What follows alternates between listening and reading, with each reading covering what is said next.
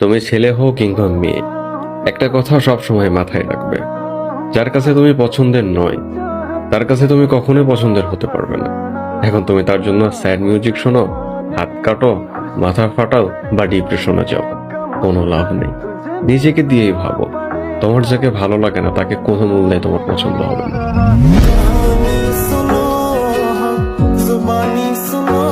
আপনাকে সবাই বলবে আরে ঠিক হয়ে যাবে আস্তে আস্তে, কিন্তু আপনি জানেন আপনার রাতে ঘুম হয় না।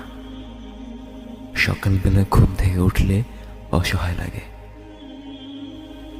আপনি জানেন আপনার মাঝে মধ্যে দম বন্ধ হয়ে আসে। আপনার মনে হয় দূর থেকে কেউ বোঝে না। আমি বলি আপনার একজন রব আছেন, যিনি আপনার সব কিছু জানেন, শোনেন। এই যে রাতভর আপনার পেরেশানিতে কাটে,